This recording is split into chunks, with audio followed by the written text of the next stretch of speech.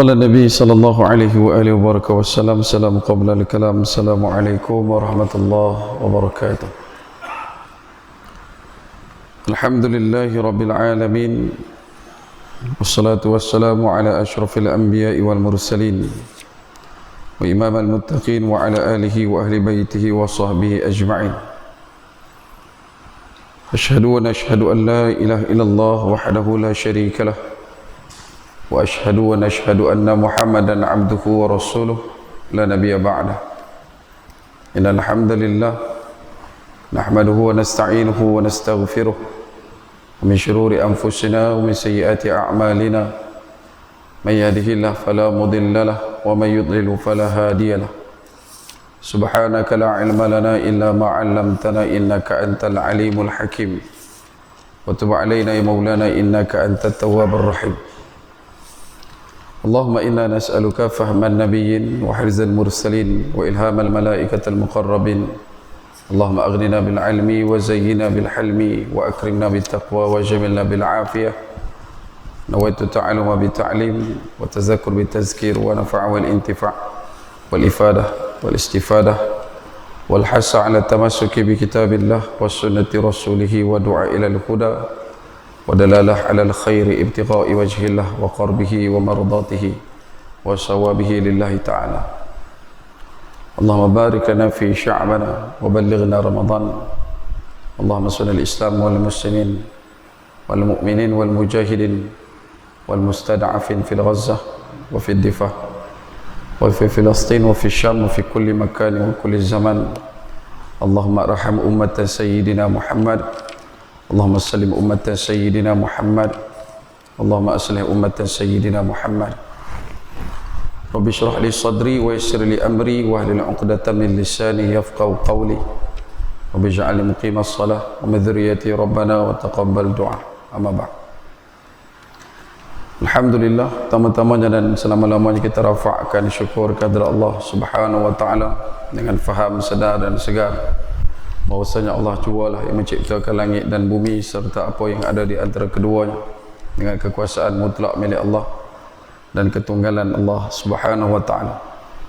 Seterusnya selawat serta salam ke atas junjungan besar baginda Nabi sallallahu alaihi wasallam, manusia menjadi asbab musabab paling utama dan mulia sehingga kita diberikan kebaikan ini pun ke dalam ketaatan, diberikan pinjaman iman dan Islam sampai ke malam ini.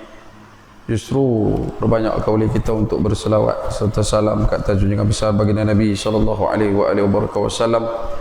Moga-moga dengan banyaknya berselawat akan menjadi asbab kita didudukkan bersama baginda Nabi sallallahu alaihi wasallam di akhirat kelak insyaallah. Allahumma salli ala sayyidina Muhammad wa ala ali sayyidina Muhammad kama sallaita ala sayyidina Ibrahim wa ala ali sayyidina Ibrahim wa barik ala sayyidina Muhammad wa ala ali sayyidina Muhammad kama barakta ala sayyidina Ibrahim wa ala ali sayyidina Ibrahim fil alamin innaka Hamidul Majid. Baik. Tuan-tuan dan hadirin muslimin mukminin rahimakumullah sekalian. InsyaAllah pada malam ini kita akan sambung perkongsian kita bagi mengisi ruang itikaf dan juga menantikan masuknya waktu isyak tuan-tuan pada malam ini daripada kitab Tanda-tanda Kecil Kiamat, Tanda Besar dan Tanda Kecil daripada Dr. Yusuf Wabil. Pada perbahasan yang ketiga mengenai bab hujahan hadis ahad dalam akidah. Sengaja Dr. Yusuf Wabil masukkan perkongsian dan juga perbahasan yang ketiga ini demi untuk meletakkan satu neraca timbang bagaimana kita menyantuni dan juga meneladani perkara yang disebutkan sebagai kaedah untuk berinteraksi dengan hadis masa hadapan yang disebutkan ahadith al-mubashshirati wal fitan. Bagaimana kita nak mencermati dan nak meneliti dan respon kita berkenaan dengan hadis tersebut. Kerana ada kebanyakan hadis yang bakal kita utarakan dalam perbincangan kita nanti adalah hadis-hadis yang duduk pada kategori hadis ahad dan bagaimanakah ia boleh untuk dimuatkan dalam kepompong yang boleh menjadi pasak dan juga tunjang pada bicara berkenaan dengan rukun iman yang kelima, iaitulah beriman kepada hari kiamat. Antara perkara yang disebutkan oleh Dr. Yusuf Wabil adalah perbahasan ini ada kaitannya dengan tajuk tanda-tanda kiamat. Ini disebabkan tanda-tanda itu banyak diterangkan dalam hadis ahad. Sebagian ulama daripada kalangan ulama teologi ataupun ulama yang mengkaji agama, demikian pula dengan sebahagian ulama usul yang meletakkan penetapan hukum, pemfatwaan dan sebagainya, kaedah untuk mencari solusi pada setiap masalah, yang mengatakan bahawa hadis ahad itu tidak dapat dijadikan pedoman dalam akidah, tetapi harus berdasarkan dalil yang qat'i, iaitu ayat atau hadis Rasulullah sallallahu alaihi wasallam. Pendapat ini ditolak, kata Dr. Yusuf Wabil pada muka surat yang ke-32 itu, kerana hadis yang perawinya dipercayai dan sampai kepada kita dengan sanad sahih, maka wajib diimani dan dibenarkan, baik itu berupa hadis ahad maupun hadis mutawatir. Inilah mazhab para ulama salafus salih, kata Dr. Yusuf Wabil, berdasarkan perintah Allah Azza wa Jalla wa Ala. Allah Subhanahu wa taala berfirman antaranya dalam surah Al-Ahzab ayat yang ke-36, A'udzu billahi minasyaitonir rajim, wa ma kana lil mu'minin wa la mu'minah idza qada Allahu wa rasuluhu amran ay yakuna lahumul khiyaratu min amrihim. Dan tidaklah patut bagi lelaki yang mukmin dan tidak pula bagi perempuan yang mukmin, idza qadallahu wa rasuluhu, apabila Allah dan Rasulnya telah menetapkan sesuatu ketetapan, amran ay yakuna lahumul khiyaratu min amrihi, akan ada bagi mereka pilihan lain tentang amar urusan mereka. Manakala dalam surah Ali Imran ayat yang ke-32, Allah Subhanahu wa taala berfirman, Ati'ullaha wa rasul, Ati'ullaha wa rasul, taatilah Allah dan Rasulnya. Ibnu Hajar berkata, sungguh sudah terkenal perbuatan sahabat dan tabi'in dengan dasar hadis ahad dan tanpa penolakan, maka telah sepakat mereka untuk menerima hadis ahad. Ibnu Abil Izzi berkata, hadis ahad jika para umat menerima sebagai dasar amal dan membenarkannya, maka dapat memberikan ilmu yakin, yakni kepastian menurut jumhur ulama. Maka dalam waktu yang sama, hadis ahad itu dikira termasuk bahagian daripada hadis mutawatir. Sedang bagi kalangan ulama salaf tidak ada perselisihan dalam masalah ini. Apa bahagian dan juga apa perbezaan antara mutawatir dan juga ahad? Mutawatir ini kalau bahasa mudahnya adalah satu hadis yang sampai kepada Nabi sallallahu alaihi wasallam, minima perawinya adalah lebih daripada 10. Paling tidak pun paling sikit adalah 10 orang yang meriwayatkan hadis itu pada setiap tingkat perjalanan masa dan juga tempat. Manakala hadis ahad adalah jumlah perawinya adalah tidak sampai pada satu-satu tingkat perjalanan masa. Mungkin di kalangan para sahabat ramai, di kalangan tabi'in ramai, tetapi bila zaman tabi'in maka jumlah itu mula mengecil, ataupun bahkan sehingga tinggal satu sahaja perawinya. Namun disebabkan oleh jalur sanad itu masih lagi berpuncak sampai kepada zaman tabi'in ataupun tabi'in ataupun di kalangan para sahabat dengan jumlah yang ramai, maka sekalian ramai ulama mengatakan ia adalah hadis ahad dan masih lagi boleh diperakui kedudukannya. Bagaimana pula pandangan daripada Imam Syafi'i? Imam Syafi'i dia berkata Rasulullah SAW telah menetapkan kaza wa kaza, demikian dan demikian. Lalu orang itu bertanya kepada Imam Syafi'i, bagaimana menurutmu? Maka Imam Syafi'i berkata, Subhanallah, Maha Suci Allah, apakah kamu melihat saya dalam bai'ah? Kamu melihat saya diikat? Saya berkata kepadamu bahawa Rasulullah SAW telah menetapkan dan kamu masih lagi bertanya bagaimana pendapatmu? Yang ini menceritakan bagaimana kita merespon kepada hadis yang telah diputuskan oleh baginda Nabi sallallahu alaihi wasallam pada satu-satu ketetapan yang telah dimutlakkan. Karena itu bila disebutkan tentang perihal demikian, maka Imam Syafi'i menyatakan betapa kita bukanlah duduk di zaman itu, kita tak melalui situasi itu, kita tidak duduk dalam keadaan yang dilalui oleh Nabi sallallahu alaihi wasallam. Maka apabila Nabi SAW telah menyatakan demikian dan demikian, kita seharusnya kembalikan kepada sami'na wa ata'na. Ini adalah satu perkara yang mudah untuk dilakukan tetapi sukar untuk dikekalkan. Ini adalah ketetapannya. Kemudian Imam Syafi'i menjawab lagi, apabila saya meriwayatkan hadis sahih daripada Rasulullah sallallahu alaihi wasallam lalu saya tidak mengambilnya, maka saya akan meminta kamu agar menjadi saksi bahawa akal saya telah hilang.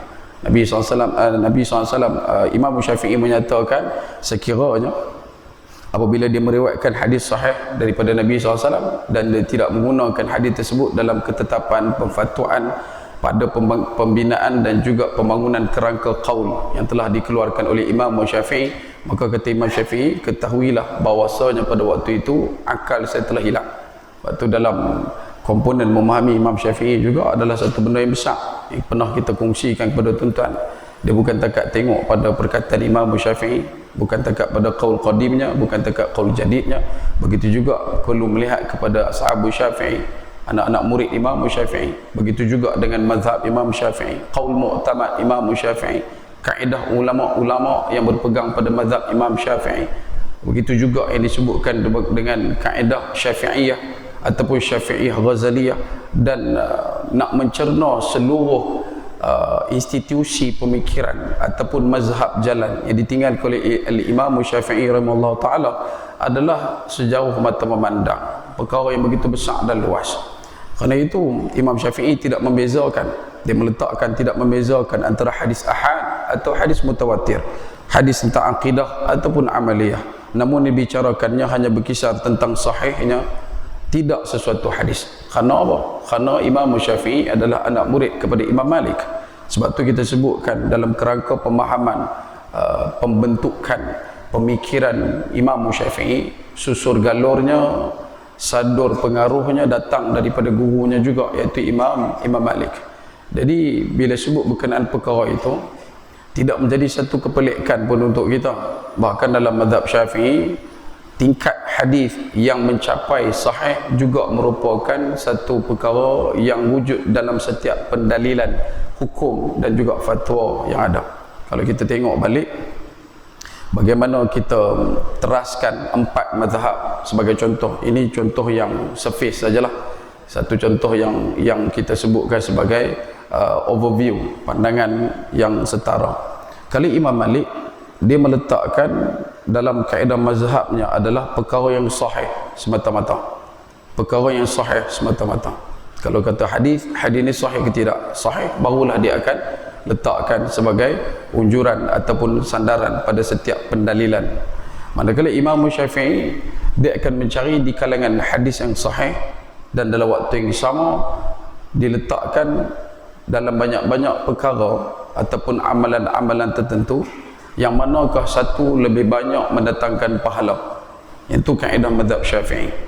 Manakala mazhab Hanafi sebagai contoh, mazhab Imam Hanafi dia wujud pada zaman ketika mana Imam Abu Hanifah berhadapan dengan kelompok mulhidin, kelompok yang pada hari ini ditimbulkan kembali, iaitulah kelompok yang duduk dalam kerangka materialisme, golongan komunisme, orang yang berfikiran menggunakan fikiran terbuka. Kononnya pada tidak, mereka dah termasuk pada orang yang memikirkan betapa dunia ini tidak ada Tuhan, orang yang free thinker, atheist dan sebagainya. Jadi Imam Abu Hanifah duduk di zaman itu berhadapan dengan manusia yang terlalu sangat-sangat berpegang pada nilai logik dalam setiap faham. Maka Imam Abu Hanifah menggunakan kaedah ru'yah, iaitu menggunakan kaedah relevanisasi. Maksudnya setiap hadis ataupun setiap sandaran dalil akan diletakkan kaitannya dengan pemikiran manusia. Dan kerana itu kalau tengok dalam kaedah mazhab Imam Hanafi, kedudukannya dan juga amalannya mungkin kita boleh tampak berbeza dengan daripada Malik dan juga Imam Syafi'i rahimahullah ta'ala. Bagaimana pula dengan Imam Hanbali? Imam Ahmad bin Hanbal mendapat sentuhan daripada 2 imam yang berturutan, iaitu Imam Malik, guru pada Imam Syafi'i. Kemudian bila Imam Malik sudah pun meninggal dunia, maka Imam Syafi'i pula menjadi guru kepada Imam Ahmad ibn Hanbal. Bagi mazhab Hanbali, boleh dikatakan kata ulama betapa ia menjadi satu jalan keluar bila mana masalah ataupun mana-mana kemaslahatan kemuskilan yang timbul, tidak dijumpai jalan keluar daripada mazhab Maliki, tak dijumpai pada mazhab Hanafi, tak juga ditemui dalam mazhab Syafi'i, maka Imam Ahmad ibn Hanbal perlu untuk mencari satu solusi mewakili tiga-tiga mazhab tersebut, dan itulah yang kita jumpa pada ketetapan dan juga perjalanan mazhab Imam Ahmad bin Hanbal ataupun Hanbali. Kerana itu Imam Syafi'i pada dasarnya adalah satu ulama yang tidak membezakan antara hadis ahad ataupun mutawatir. Walaupun ramai orang menyatakan Imam Syafi'i adalah bukanlah dikenali sebagai perawi hadis, tetapi ulama-ulama hadis banyak mengambil hadis daripada Imam Syafi'i rahimahullah taala. Imam Ahmad pula berkata, semua yang datang daripada Nabi SAW dengan sanad baik, maka kita tetapkan, dan bila tidak tetap, yakni tidak sahih daripada Nabi SAW dan kita tak menerimanya, maka kita kembalikan urusan itu kepada Allah Azza wa Jalla wa Ala, seperti mana yang telah difirmankan oleh Allah Subhanahu wa taala dalam Al-Quran, wa ma ataakumur rasul fakhuzuhu wa ma nahakum anhu fantahu wattaqullaha innallaha syadidul iqab. Suratul Hasyr ayat yang ke-7. Allah Subhanahu wa taala berfirman, wa ma ataakumur rasul fakhuzuhu wa ma nahakum anhu fantahu. Apa yang diberikan Rasul kepadamu, maka terimalah dia, dan apa yang dilarangnya bagimu, maka tinggalkanlah, dan bertakwalah kepada Allah, sesungguhnya Allah sangat berat hukumannya, syadidul iqab. Dengan demikian Imam Syafi'i tidak mensyaratkan kecuali kesahihan hadis. Bagi Imam Syafi'i meletakkan tidaklah diikat pada dasar-dasar tertentu berkenaan dengan rijalnya, berkenaan dengan siapa perawinya, sanad di mananya, asalkan perkara tersebut diletakkan sebagai mencukupi syarat sahih, maka Imam Syafi'i akan mengambil hadis tersebut. Ibnu Taimiyah pula berkata, hadis apabila sudah tetap sahih, semua umat Islam sepakat wajib untuk mengikutinya. Ibnu Qayyim pula berpandangan ketika menolak orang yang mengingkari hujah hadis ahad, dia menyatakan termasuk perkara ini ialah pemberitahuan sebahagian sahabat kepada sebahagian yang lain, kerana berpegang teguh kepada apa yang diberitakan oleh salah seorang daripada mereka, daripada Rasulullah sallallahu alaihi wasallam. Tidak ada seorang pun daripada mereka yang berkata kepada seorang yang menyampaikan berita daripada Rasulullah SAW, iaitulah dengan menyatakan beritamu adalah berita perorangan ataupun berita yang datang daripada khabar wahid, datang daripada satu orang individu sahaja yang tidak memberi faedah ilmu sehingga mutawatir. Tak diletakkan dengan nilaian sedemikian. Tak ada pun orang yang duk gelut untuk beritahu benda macam tu. Hadis ni adalah hadis pada Nabi, tapi perawinya cuma seorang. Tak ada orang duk highlight benda tu. Bahkan bila kita tengok nanti akan masuk pada bab hadis gharib, hadis aziz dan juga hadis masyhur, itu juga berada dalam naungan lingkungan hadis ahad. Jika salah seorang daripada di antara mereka meriwayatkan hadis daripada Rasulullah sallallahu alaihi wasallam kepada orang lain tentang sifat-sifat, maka mereka menerimanya. Sifat itu diyakini dengan pasti sebagaimana meyakini melihat Tuhan, firman-Nya dan panggilan-Nya kepada hamba-Nya pada hari kiamat dengan suara yang dapat didengar dari tempat yang jauh, serta turunnya ke langit dunia setiap malam dan menguasai langit serta maha kekal. Kerana nanti dalam perbincangan berkenaan dengan hadis akhir, hadis kiamat, hadis hari kebangkitan, hadis berkenaan dengan datangnya makhluk-makhluk tertentu, banyak perbahasan itu disandarkan ataupun ditunjangkan pada penampilan hadis-hadis ahad. Dan kerana itu Dr. Yusuf Wabil mengambil satu inisiatif untuk memperingatkan kepada kita betapa ulama di zaman salafus salih, bahkan di waktu terdahulu walaupun selepas daripada zaman salaf, iaitu zaman khalaf, mereka adalah orang yang senantiasa meletakkan pendirian tidak ada masalah dengan hadis ahad. Dan disebutkan lagi betapa barang siapa yang mendengar hadis ini daripada orang yang menceritakan daripada Rasulullah SAW atau sahabat, maka dia harus yakin atas ketetapan maksud hadis seseorang yang adil dan benar. Hadis itu tidak diterbitkan sehingga mereka menetapkan sebagian hadis hukum. Mereka tidak menuntut kejelasan dalam meriwayatkan hadis tentang sifat secara pasti, tetapi mereka terus menerima, membenarkan dan menetapkan maksud daripada hadis Rasulullah sallallahu alaihi wasallam. Bagi orang yang berpaling daripada hadis, maka dia akan tahu tentang perkara ini. Jika masalah itu belum jelas, nescaya kini akan menerangkan lebih daripada 100 perbahasan.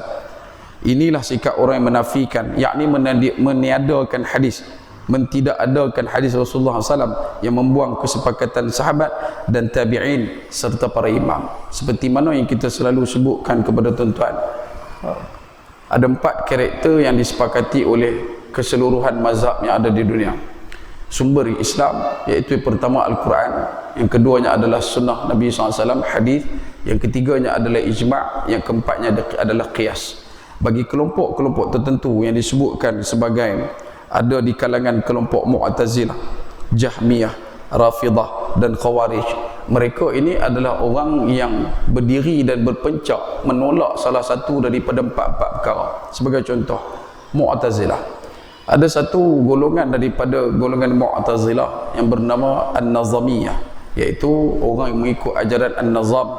Dia adalah satu orang yang menolak perkara yang disepakati pada bab ijma'.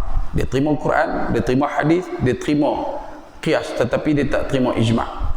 Manakala satu lagi kelompok yang disebutkan sebagai Rafidah, di kalangan mereka adalah golongan yang tidak beriman, tidak menjadikan qiyas itu sebagai salah satu daripada sumber dalil. Begitu juga dengan Khawarij yang juga menolak sebagian besar daripada hadis Nabi sallallahu alaihi wasallam.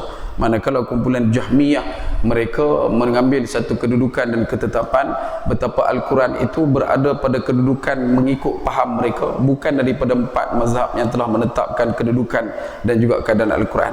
Dan benda ni baru 4, dia ada lagi 20 lebih perkara yang disepakati oleh 4 mazhab. Ada dalam tu istihsan, masalah mursalah, ada juga dekat situ bab perbahasan berkenaan dengan mimpi, dan mimpi juga diketahui dengan sebaran luas di kalangan 4 mazhab, di kalangan mereka menerima.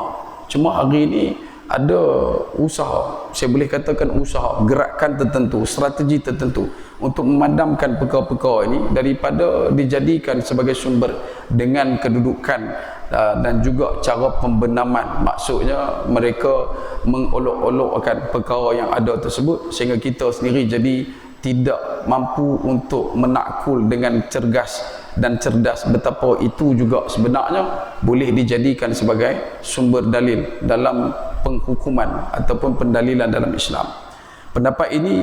Pendapat itu diikuti oleh sebagian ulama usul dan fuqaha. Bahkan para imam telah menjelaskan perbezaan pandangan mereka daripada pendapat yang mengatakan bahawa hadis ahad memberikan faedah ilmu. Yang ini disebutkan lagi, ulama usul bersetuju dengan apa yang disebutkan betapa golongan yang berpaling daripada hadis adalah golongan yang bakal mencetuskan ideologi dan juga pemahaman baru, seperti mana yang baru kita tengok dalam beberapa hari belakangan, kelompok yang menafikan setiap daripada tanggungjawab sebagai seorang muslim. Dengan lantang mereka mengatakan betapa arahan menutup aurat itu bukan dari Allah Azza wa Jalla wa Ala.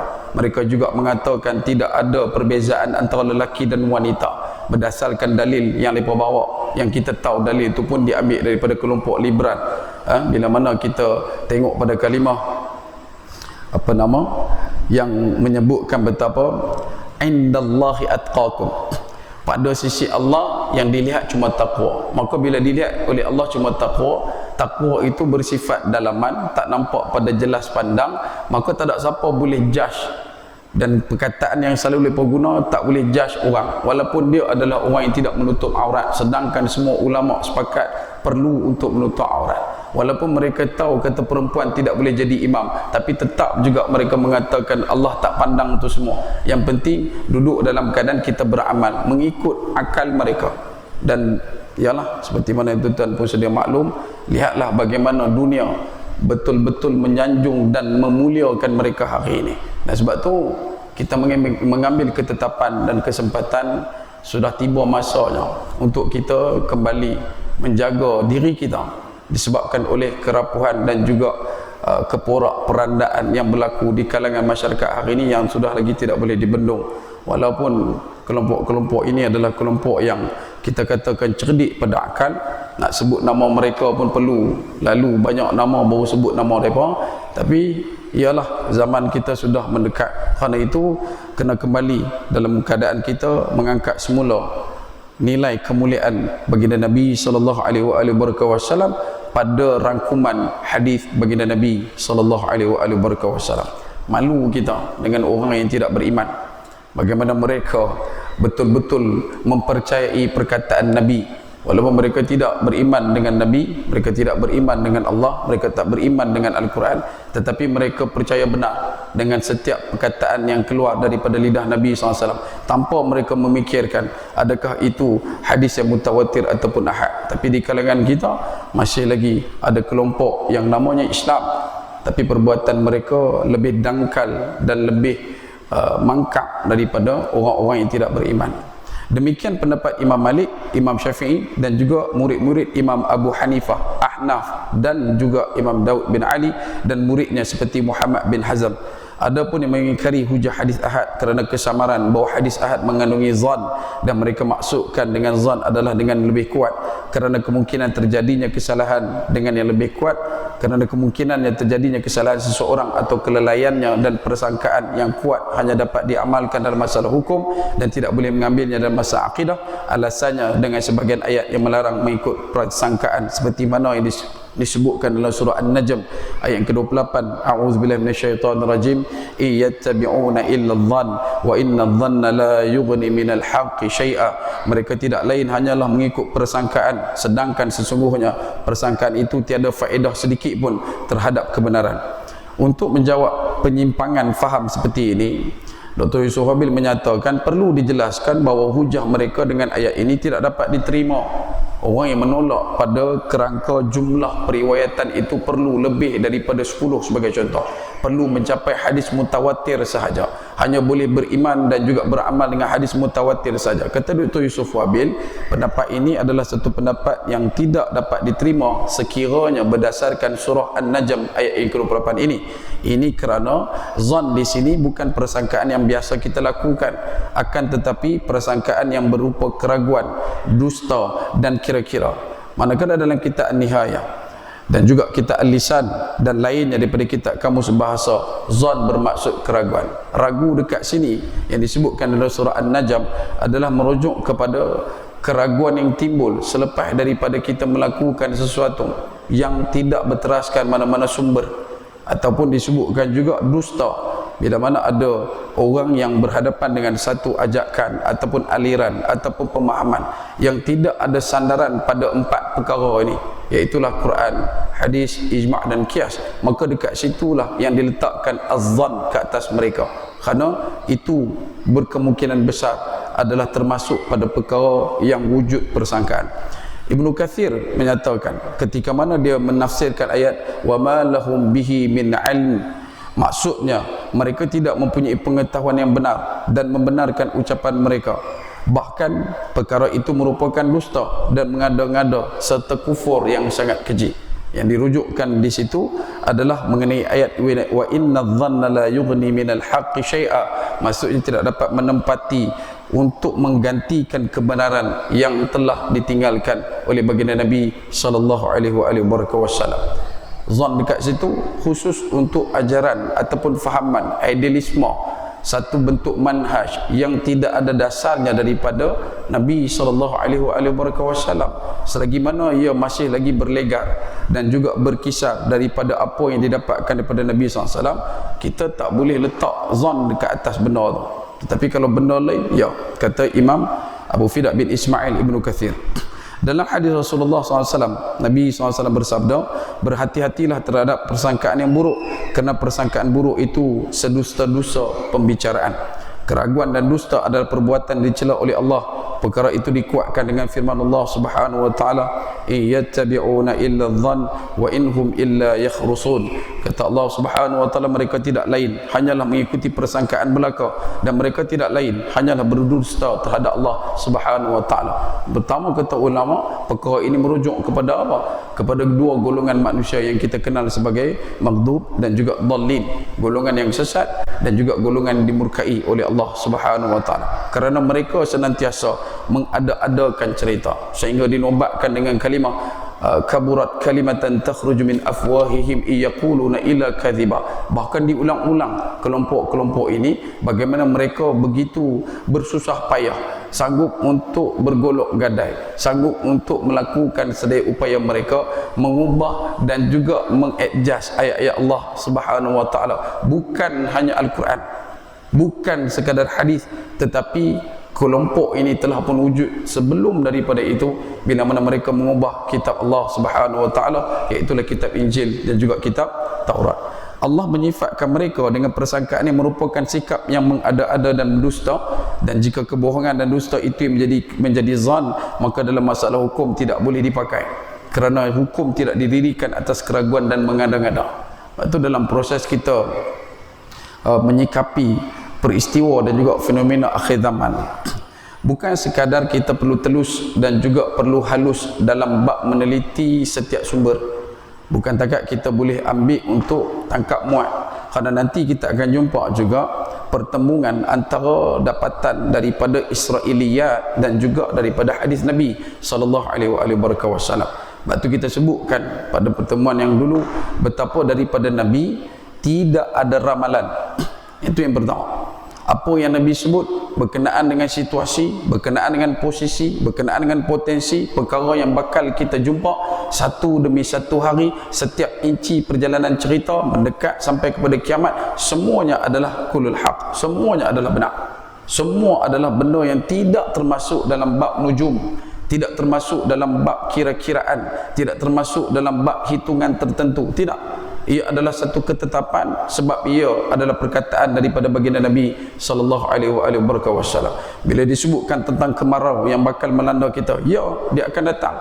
Dan bukan takat kita kena tahu ya, tapi kita juga kena yakan ia dengan usaha kita bagaimana nak menyikapi situasi yang dikatakan kemarau. Kita tahu betapa nanti akan turunnya Nabi Isa AS pada kunjungan waktu dekat dengan subuh, yang memberikan tandaan kepada kita umat akhir zaman, bala tentera yang akan dikemudikan oleh Imam Al-Mahdi, sampailah waktu turunnya Nabi Isa AS sebelum diselesaikan Dajjal pada waktu itu, adalah orang yang menghidupkan malam-malamnya. Bagaimana orang tersebut, siang mereka seperti mana singa, di waktu malam mereka seperti rahib yang meminta ampun kepada Allah Subhanahu wa taala. Kerana apa? Kekuatan yang bakal Allah Taala timpakan kepada umat iman, Allah Ta'ala akan limpahkan kepada umat iman, adalah orang yang meningkatkan keimanan dan ketakwaan kepada Allah Azza wa Jalla wa'ala, bukannya meningkatkan kemampuan fizikal semata-mata. Walaupun hakikatnya kita akan berhadapan dengan satu situasi yang disebutkan sebagai kekurangan artileri, segala macam yang disebutkan sebagai kekurangan persenjataan, kita kurang kedudukan kita dalam penguasaan geografi. Manusia Islam pada waktu itu, orang beriman pada waktu itu akan duduk dalam keadaan yang terpencil, dalam kedudukan yang paling terpencil. Hari ini kita dah nampak dah gesakan demi gesakan berlaku, bukan takat di negara Arab tetapi di seluruh dunia, sampailah di depan mata kita. Tuan-tuan akan bersaksi betapa umat Islam ini akan dihimpit dan terus dihimpit. Dan dunia pada waktu itu tidak akan pernah memandang sebelah mata untuk memberikan apa-apa kepada kita. Kerana apa? Nanti di kemunculan Islam, dia bukan takat hanya dimercukan di tanah Arab, tetapi di seluruh dunia kebangkitan itu. Sebab itu bila mana Nabi SAW sebutkan akan muncul bendera-bendera hitam daripada kawasan timur, maka semua negara yang duduk di kawasan timur pakat mengaku. Kenapa pakat mengaku? Sebab alirannya, tunjukkannya, arahannya daripada Nabi SAW, semua ini akan bangkit. Tapi tak cukup dengan kita merasa kita lah orang yang akan bangkit kalau bukan dengan amal kita. Macam mana kita grooming ataupun kita membiasakan hidup kita, anak-anak kita, keluarga kita ni nak masuk bulan Ramadan dengan kedudukan situasi ekonomi dan sebagainya, adakah kita sudah pun letakkan diri kita pada potensi yang paling baik untuk mendepani bulan Ramadan kali ini dengan penuh semangat untuk tidak melakukan pembaziran, dengan penuh semangat untuk ditumpukan kepada 3 asas utama: Quran, Siyam, Qiyam? Adakah kita sudah pun bersedia untuk berada dalam kedudukan yang boleh saja bila-bila masa mendapatkan dan juga mendepa tangan bila berlakunya perkara seperti mana yang telah ditandakan oleh baginda Nabi sallallahu alaihi wasallam.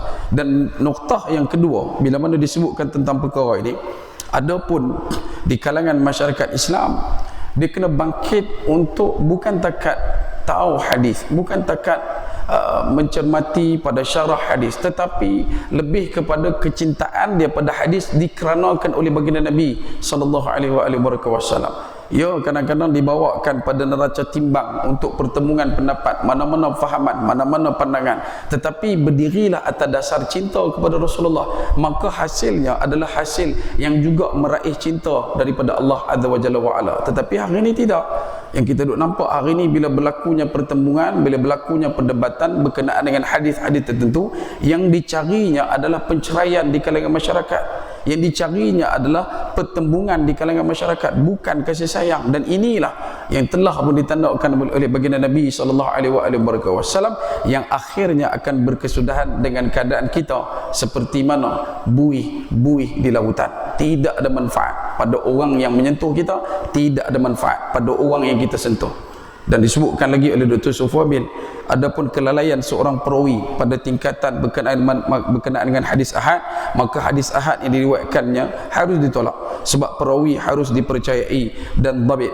Maka hadis yang sahih tidak boleh mengandungi kesalahan perawi, sedangkan menurut kebiasaan yang berlaku bahawa perawi dipercayai dan tidak lupa dan tidak dusta, tidak boleh ditolak hadisnya. Itu perangkatan berkenaan dengan perbezaan antara pendalilan hadis mutawatir dan juga hadis ahad.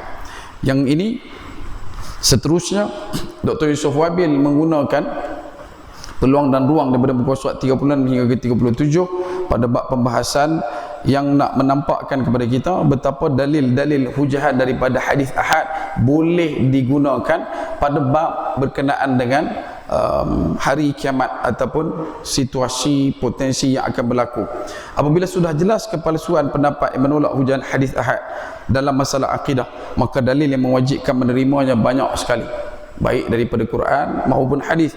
Antaranya yang disebutkan dalam surah Taubah ayat 122, Allah Subhanahu wa taala berfirman, a'udzubillahi minasyaitonir rajim, wa ma kana almu'minuna liyanfiru kaffah falawla nafara min kulli firqah minhum ta'ifah liyatafaqahu fid din wa liyunziru qaumahum idza raja'u ilaihim la'allahum yahdharun.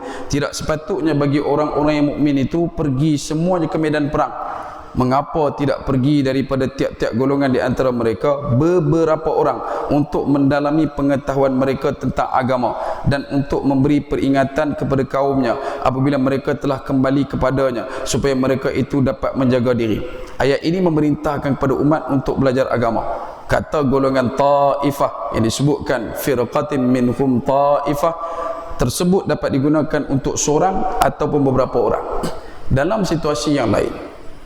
Sebagai contoh, apabila berlaku situasi perang yang disebutkan seperti mana yang dibawakan dalam ayat surah At-Taubah ayat 122, bila mana dah pergi berperang dalam kelompok gerombolan ketumbukan tentera yang sekian banyak jumlahnya, maka akan dihantar pula beberapa ataupun satu orang utusan untuk datang kembali ke markas menceritakan tentang situasi perang. Jadi adakah persoalan yang ditimbulkan oleh Dr. Yusuf Wabil, kalau contoh yang pergi perang 200 orang, maka daripada 200 ini seorang patah balik begitu kat markas, di medan perang sana pertemuan adalah 200 lawan 400 orang.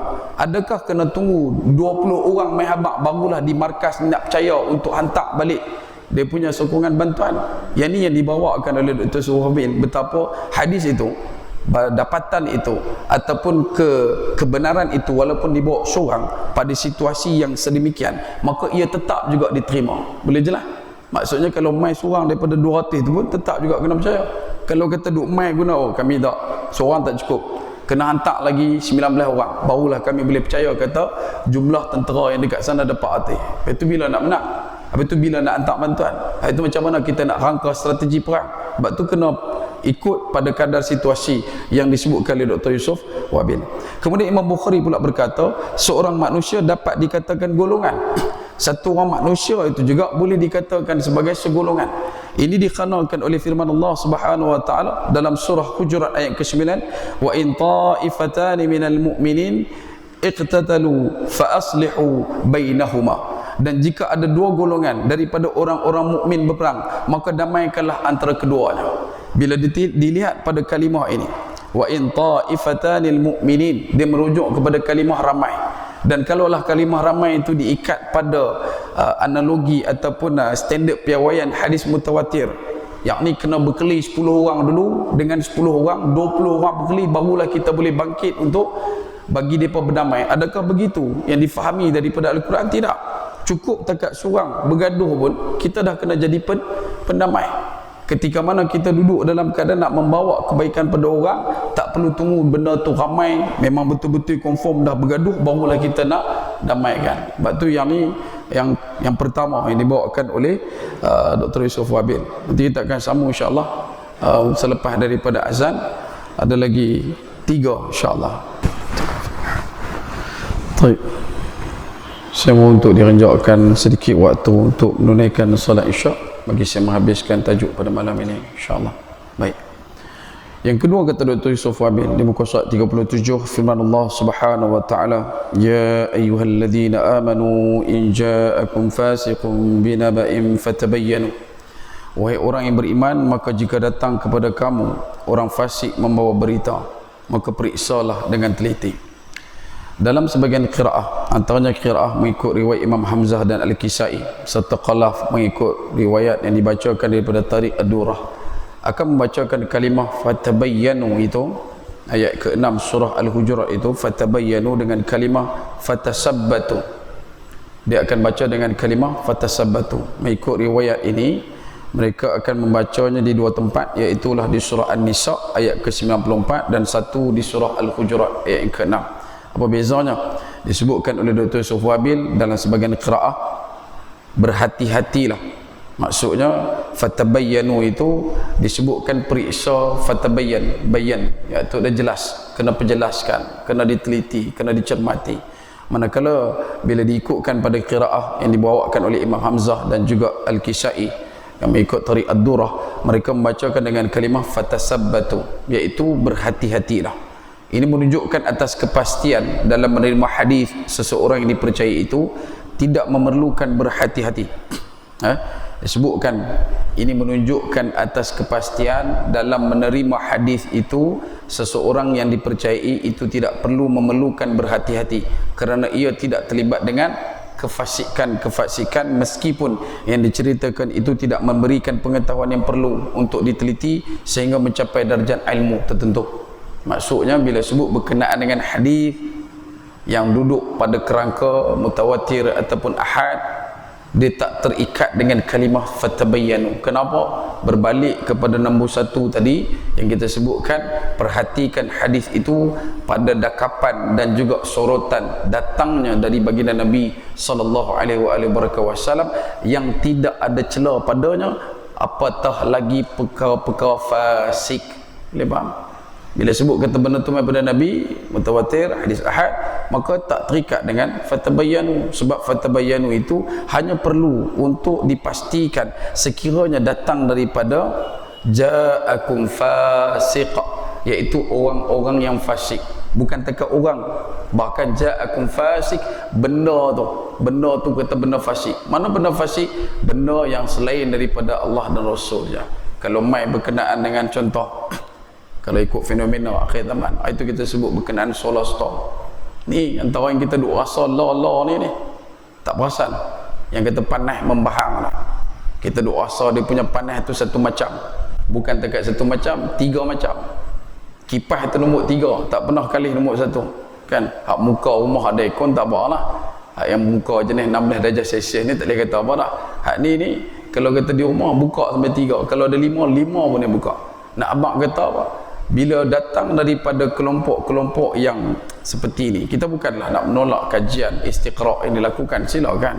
Cuma bila mai dalam keadaan hari ini, lepas abang kata ini adalah itu, ini, mereka ini perlu untuk diikat pada fatabayyanu, perlu untuk diikat, fatasabbatu, berhati-hati, dan juga perlu diperincikan. Tetapi bila mai berkenaan Nabi SAW, Nabi tandakan berkenaan dengan matahari nanti akan terbit dari barat, maka tak payah lagi dah untuk kita nak pikir-pikir kata benda ni kena teliti, dia akan mai waktu tu, cuma tinggal waktu saja. Boleh faham? Bukan kata kita nak abang kata kita ni tolak, tak, silakan, usahakan untuk buka lembagan pemikiran. Adakah pencantuman ilmu boleh kita jadikan sebagai bekal untuk kita meneliti dan juga menakul setiap perkataan yang datang daripada kelompok ni. Sebab tu kita sebutkan juga hari ni bila sebut Nabi SAW beritahu kedudukan-kedudukan tertentu. Contoh dalam Isra wal Mi'raj kita dah sebutkan Nebiullah dah jumpa, Andromeda dah jumpa, ini yang disebutkan sebagai invisible universe, juga uncoverable universe sudah pun dijumpa. Benda tempat-tempat tu semua dah jumpa. Bila cek balik datang sumber di mana? Daripada Quran. Black hole juga ditemui dan disebutkan dalam Quran. Ketukan di langit yang kekal berdetuk, senantiasa dengar ketukan dalam satu kiraan pulse tertentu ataupun getar tertentu. Benda tu juga disebutkan dalam Quran. Bahkan ada surah yang khusus ceritakan benda tu. Berkenaan dengan bulan disebutkan surah Qamar, berkenaan dengan planet ada surah An-Najm. Dan benda-benda tu bila diperhalusi oleh kelompok-kelompok yang tidak beriman, mereka baru jumpa kebenaran yang disampaikan dalam Quran. Kita duk dapat dah benar tu, duk faham dah benar tu, maka tak perlu lagi kita nak kelang kabut, nak risau benda ni jadi tak jadi. Dah confirm. Cuma bila mai berkenaan dengan sumber dan datang daripada kelompok-kelompok tertentu ini, bukan, sekali lagi saya ulang, kita bukan menafikan, tidak, silakan teliti, silakan perjelas. Bila sebut berkenaan dengan climate exchange, yang disebutkan climate change, perubahan iklim, begitu juga yang disebutkan sebagai kiamat iklim yang berlaku di dunia disebabkan oleh cairnya bongkah-bongkah ais dan sebagainya. Dan mereka meletakkan dengan rapat sampai beberapa tahun yang akan datang, beberapa kawasan negara yang duduk dalam keadaan berkepulauan akan hilang pulau-pulau tertentu. Dan tak boleh dinafikan Pulau Pinang juga termasuk dalam gerak fikir dan juga gerak tandaan mereka untuk satu-satu waktu bila dikirakan kecairan bongkah ais yang ada di kutub utara. Dan kita juga tak menolak benar tu, sebab nanti akan dihadapi perkara ini secara total oleh seluruh manusia, bukan takat kita aja. Cuma adakah kita duduk dalam kedudukan menerima pandangan daripada kelompok ini lebih diutamakan daripada apa yang telah diperkatakan oleh baginda Nabi SAW? Bahkan ada juga orang yang menggunakan kaedah Nabi cerita tak habis. Siapa kata Nabi cerita tak habis? Nabi sifatnya tabligh, menyampaikan keseluruhan, tidak ada rahsia. Cuma bahasa kita ni yang tak boleh nak menggapai faham perkataan Nabi SAW. Sebab tu kita perlu kepada ulama perlu kepada ulama perlu kepada ulama. Sampailah zaman salaf, sampailah zaman tabi'in, sampailah zaman tabi'in, sampailah kepada sahabat dan pi kepada Nabi SAW. Barulah kita boleh nampak bukaan itu, bagaimana risaunya, bagaimana kedudukannya, bagaimana natijahnya bila kita dah mula meraih ketetapan perkataan daripada Nabi SAW tanpa kita letakkan sebarang bentuk prasangka daripada Nabi SAW.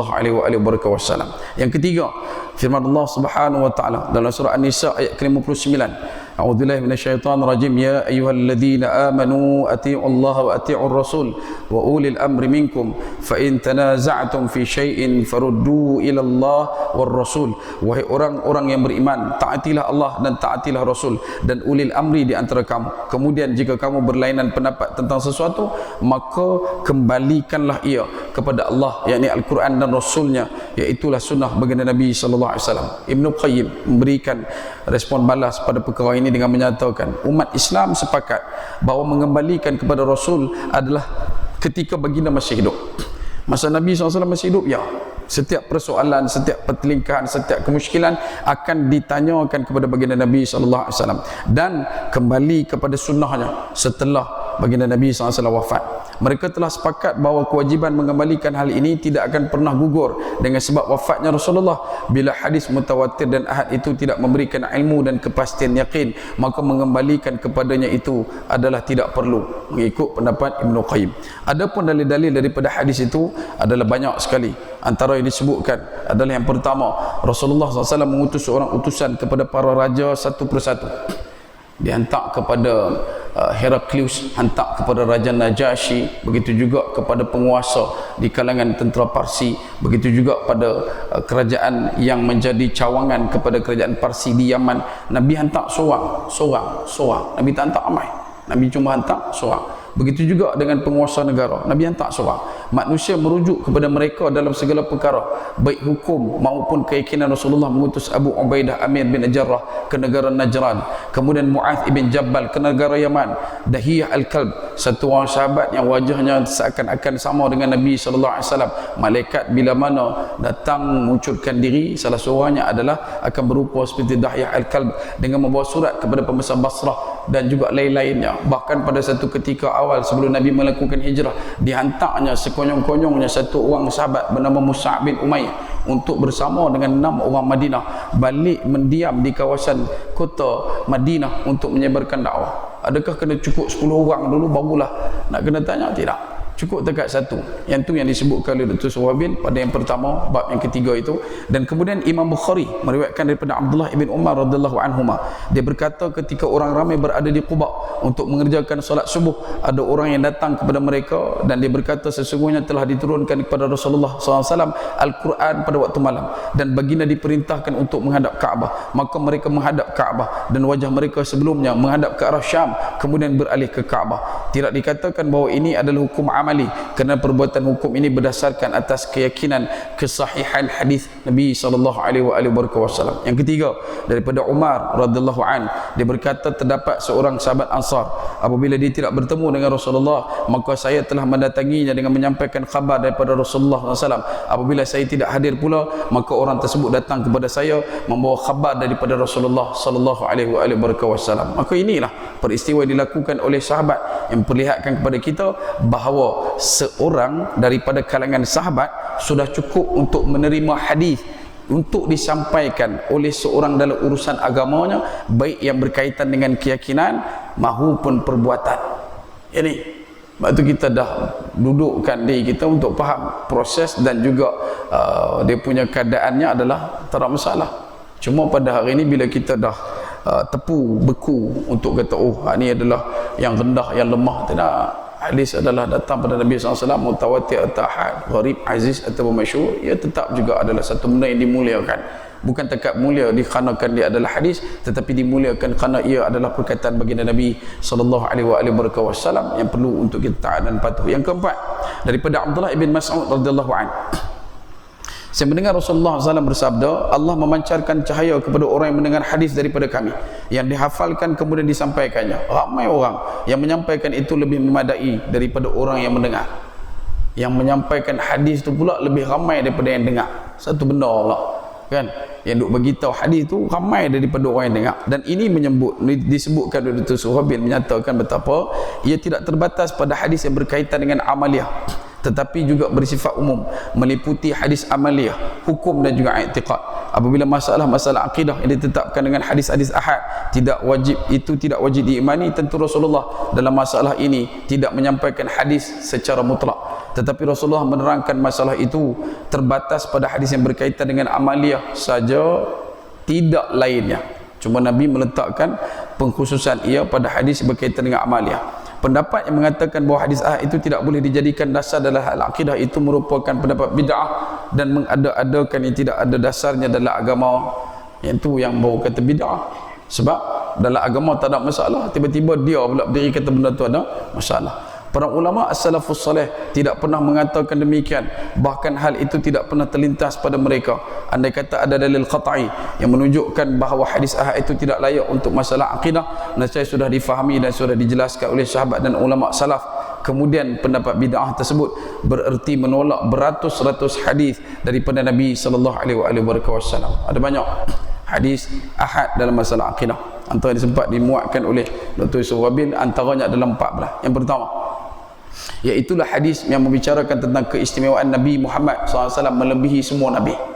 Dan ini adalah merupakan hadis ahad yang disebutkan kepada sekian-sekian sahabat tertentu yang jumlahnya tidaklah menepati dan juga menyampai pada kedudukan yang boleh diangkat mutawatir. Yang kedua, syafaat Nabi SAW yang besar di akhirat. Yang ketiga, syafaat terhadap umat yang melakukan dosa besar.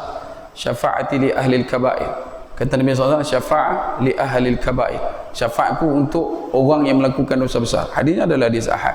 Semua mukjizat selain pada Al-Quran yang berlaku, yang dilakukan, yang ditunjukkan, yang dinampakkan, linuriyahu min ayatina, ya Allah Ta'ala penampakkan di hadapan semua manusia sampai ke hari ini, itu juga termasuk dalam perkara yang diletakkan daripada kedudukan hadis ahad. Yang kelima, proses pemulihan makhluk, sifat malaikat dan jin, sifat neraka dan syurga yang tidak diterangkan dalam Al-Quran secara spesifik, tetapi disebutkan melalui hadis Nabi sallallahu alaihi wasallam. Antaranya berkenaan dengan hadis ditiupkan roh pada 40 hari yang ketiga. Itu adalah satu hadis yang menceritakan tentang kehidupan di alam rahim ibu kita, dan bagaimana kedudukan fanakhu fi roh, yang mana Allah Ta'ala meniupkan roh itu berlaku, dan benda itu diwujudkan dalam hadis dan tidak disebutkan dan dibentangkan dalam Al-Quran. Begitu juga dengan perkara yang dikatakan tentang sifat malaikat dan jin dan juga neraka syurga.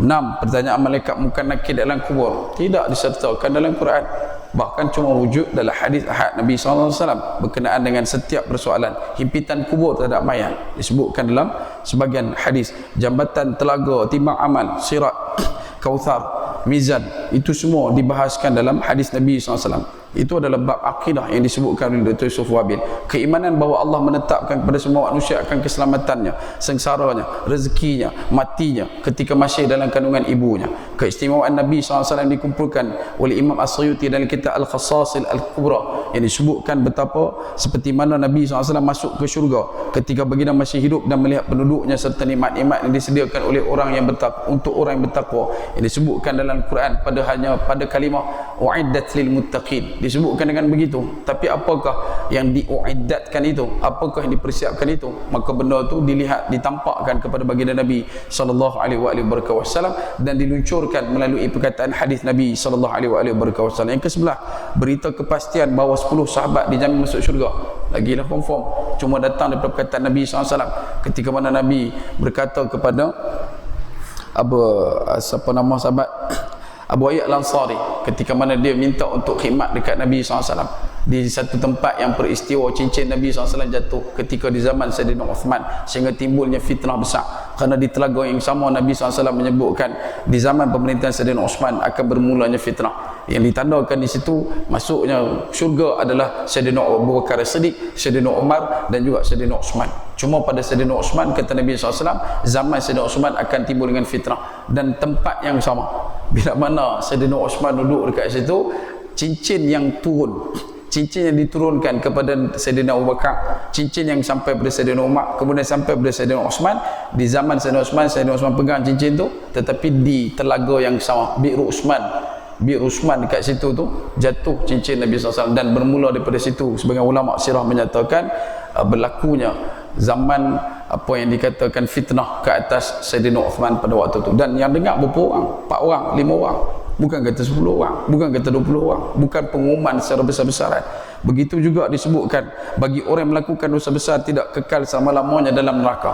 Allah Ta'ala sebutkan dalam Al-Quran pada 2 tingkah yang berbeza, khalidina fiha, yang keduanya khalidina fiha abada. Bagi orang yang dimasukkan ke dalam syurga, khalidina fiha abada, kerana ketetapan dan ketentuan tidak akan keluar daripada syurga. Namun bagi yang masuk ke dalam neraka, maka ulama perincikan bagi orang beriman yang pernah mengucap kalimah syahadah, orang yang pernah beramal saleh, orang yang pernah melakukan ketaatan pada Allah, meyakini dengan sebenar-benar dalam berkenaan dengan ketauhidan kepada Allah Subhanahu wa taala, khalidina fiha abada, dia cuma ambil pada khalidina fiha tetapi tidak abada. Bahkan sebagian ulama menyatakan mereka masih juga berada dalam dukungan untuk masuk ke dalam syurga Allah Subhanahu wa taala berdasarkan hadis yang disampaikan kepada sahabat beberapa orang berkenaan dengan situasi di hari mahsyar yang Nabi SAW berikan syafaat kepada mereka. Kemudian mempercayai hadis sahih tentang sifat hari kiamat dan pada mahsyar yang tidak dijelaskan dalam Al-Quran, berkenaan dengan tapak padang mahsyarnya yang disebutkan sebagai Palestin, Masjidil Aqsa, Ardul Mahsyarnya, bagaimana manusia dihimpunkan di situ. Ada yang sebagian menyebutkan yang datang berkenaan dengan padang Arafah, yang juga disebutkan Yaumul Arafah, disitulah hari di mana manusia akan dibangkitkan dan dihimpunkan pada hari mahsyar. Yang ke-14 yang terakhir, mempercayai semua tanda kiamat. Ini semua duduk dalam susur jalur yang disampaikan melalui hadis ahad baginda Nabi sallallahu alaihi wasallam, iaitu yang pertama seperti keluarnya Al-Mahdi, turunnya Nabi Isa, keluarnya Dajjal, keluarnya api, munculnya matahari dari barat, binatang-binatang dan juga perkara-perkara lain. Kemudian semua dalil akidah menurut mereka tidak sah dengan dalil hadis ahad. Dalil-dalil akidah itu bukan dengan hadis ahad, tetapi dalilnya adalah harus hadis mutawatir. Akan tetapi kerana sedikitnya ilmu orang yang mengingkari hujahan hadis ahad itu, maka mereka menolak semua akidah yang berdasarkan hadis sahih.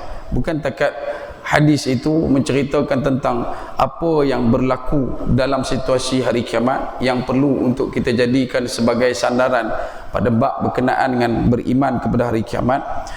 Wujud kelompok yang bukan takat tak terima hadis ahad, hadis mutawatir pun tolak. Yang ni yang kita sebut GAH, gerakan anti hadis. Dulu well known lah sikit, lah dah semakin naik balik, lah duk naik balik. Tuan-tuan buka lah mata sikit, dalam lebih kurang 2 tahun tuan-tuan akan nampak macam mana gerakan ni dia bukan takat berstrategi tetapi bab bersubsidi.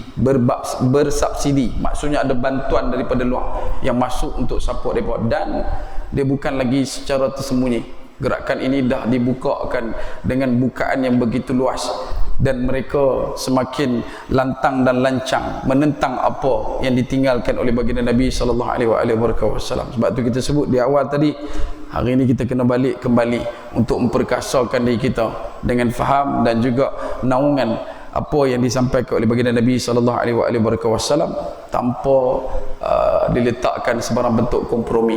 Datang pada Allah, Rasulnya, kita terima pakai, dan lain benda tu silakan tabayyun. Jadi itu antara perkakasan yang perlu kita bawakan pada malam ini sebelum kita masuk pada satu lagi perbincangan yang lebih teliti berkenaan dengan hadis tentang perkara gaib yang akan terjadi, yang kita sebutkan betapa nanti kita akan berkisar tentang perkara yang berlaku di dalam fenomena dekat dengan hari kiamat, insyaAllah.